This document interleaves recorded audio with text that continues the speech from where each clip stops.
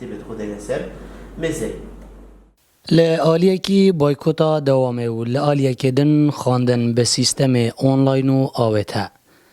اوه دمکی دای کو پشتی وزارت پرورده بریارا دست پیکرنا سالانیا خواندن دای. لی اف سیستم به گرفت بره و ناچد. ام قطابیال ویره برهفکین هر گروپه که بومای دروجات اسبوعی دا بوان پراکتیکی وان تیوری شوازه آنلاینه اول اسبوع که دیوی سیستمی چین باشه حتی راده که تا راده که گره باشه بس چه پینه ده هر آستان که بید اگر هات قطابی فیس تو فیس گل ما مستایی بید هولت خواندنه و اکید گره باشتر بید بس با اکید بجین اف بریارا هنش نچاری هات دیدانه وزارت پرورده خویندکار خوازیارم بهینه دناوا هولن خواندنه دا. یانجی اف سیستم بهیت هلوشاندن جبرکو وکو پیدوی لآست نینه.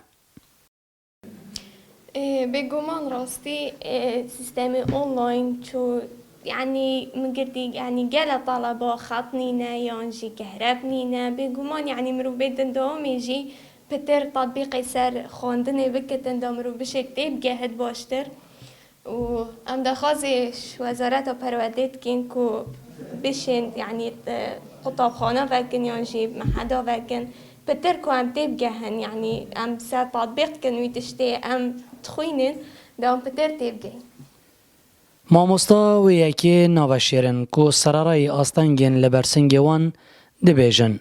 ددم نوکدا گلک جخوین کاران شیانن خواندن بوی سیستمی نینه.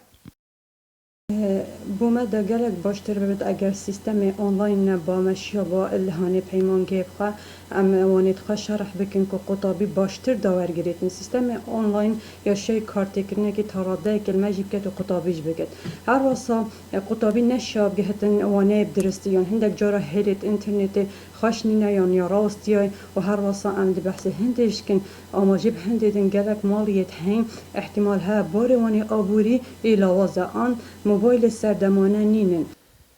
به صدم هبونا ویروس کرونا دوام ساله سیستم خواندن آنلاین لناوندن خواندن لهرما کردستانه هاتیه جبجه کرن. لیویه که آستنگ لهم برخوینکار و ماموستایان درست کرینه. مینا نبونا هلکا باشه انترنت و نبونا امیرین سردم لبردست خوینکاران. زیروانگولی با دینان از آخو